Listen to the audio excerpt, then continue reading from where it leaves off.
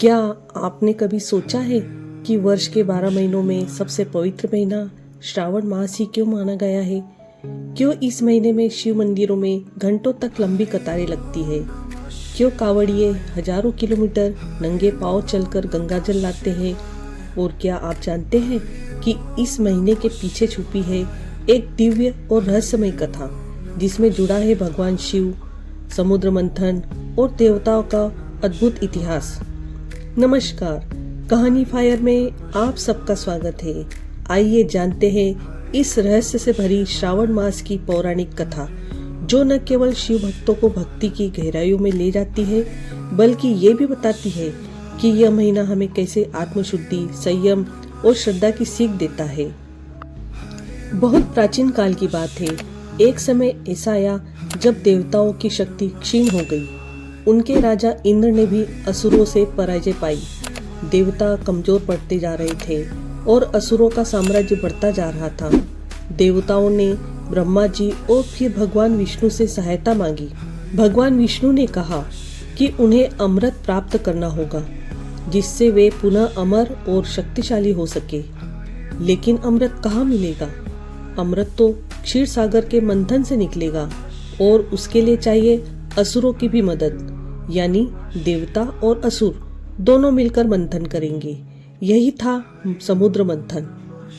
मंथन के लिए मंदराचल पर्वत को मथानी बना गया और वासुकी नाग को रस्सी। देवता और असुर दोनों ने समुद्र को मथना शुरू किया।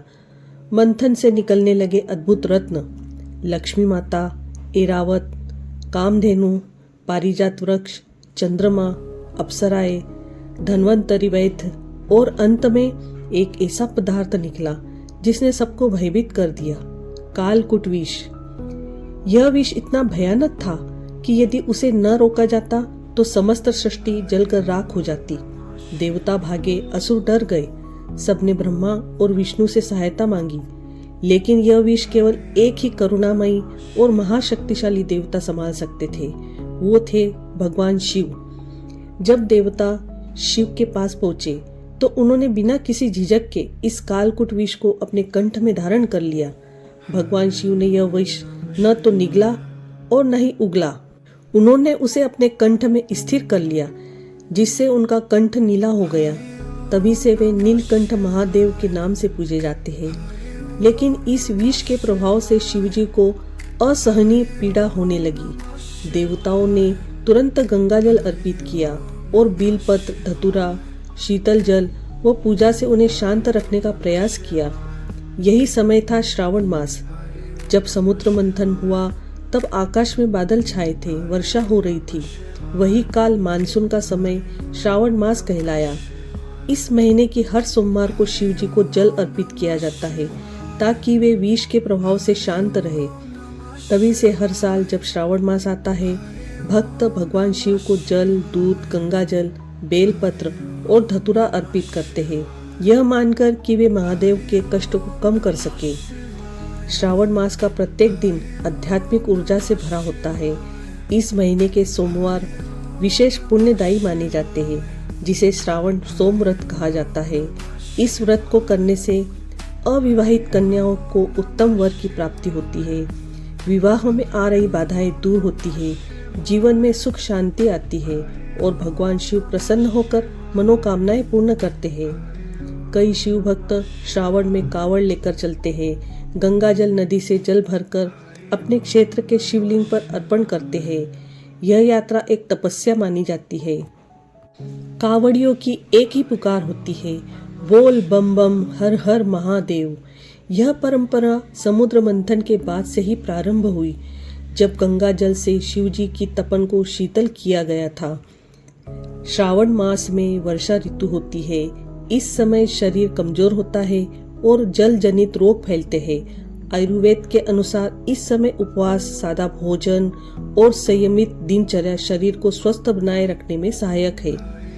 महिलाएं इस माह में हरियाली तीज, मंगला गौरी व्रत, वट सावित्री व्रत और सोमवती अमावस्या जैसे विशेष पर्वों पर व्रत करती है। इन व्रतों से वे अपने परिवार की सुख समृद्धि और पति की लंबी उम्र की कामना करती है।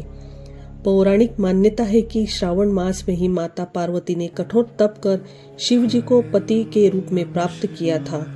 पार्वती जी ने कई वर्षों तक उपवास और कठोर तपस्या की और अंत में भगवान शिव ने उन्हें स्वीकारा। इसलिए श्रावण मास शिव पार्वती के प्रेम और विवाह का प्रतीक भी है। श्रावण मास हमें सिखाता है त्याग। जैसे शिव जी ने विष पिया, वैसे ही हम जीवन में कड़वाहट को सहन करना सीखें। सहनशीलता, शिव जी की शांत मुद्रा हमें धैर्य की प्रेरणा देती है। भक्ति और श्रद्धा, श्रावण का हर दिन हमें ईश्वर से जुड़ने का माध्यम बनता है। प्रकृति से प्रेम, वर्षा ऋतु हमें प्रकृति के सौंदर्य को देखने और उसे संरक्षण की सीख देती है। श्रावण मास केवल एक धार्मिक महीना नहीं, बल्कि आत्मिक यात्रा का महीना है। यह महीना हमें शिव की तरह स्थिर, शांत और करुणामयी बनने का संदेश देता है। जब भी आप इस महीने मंदिर जाए, शिवलिंग पर जल चढ़ाए या व्रत रखे, तो यह न सोचे कि आप किसी परंपरा को निभा रहे हैं, बल्कि यह सोचे कि आप स्वयं को शुद्ध कर रहे हैं। अगर आपको यह कथा पसंद आई हो, अगर आपके मन में शिव जी के लिए भक्ति और श्रावण मास के लिए श्रद्धा और भी गहरी हो गई हो, तो हमें जरूर बताएं। आपका एक लाइक, एक कमेंट हमें प्रेरणा देता है और हमारी मेहनत को सफल बनाता है। ऐसी ही दुर्लभ, अद्भुत और आध्यात्मिक कहानियाँ हम आपके लिए लाते रहेंगे। चैनल कहानी फायर को सब्सक्राइब करें और बेल आइकन दबाएं ताकि अगली कथा आपसे छूट न जाए। और हाँ, इस वीडियो को अपने दोस्तों और परिवार के साथ शेयर करें, क्योंकि भक्ति बांटने से बढ़ती है। हर हर महादेव।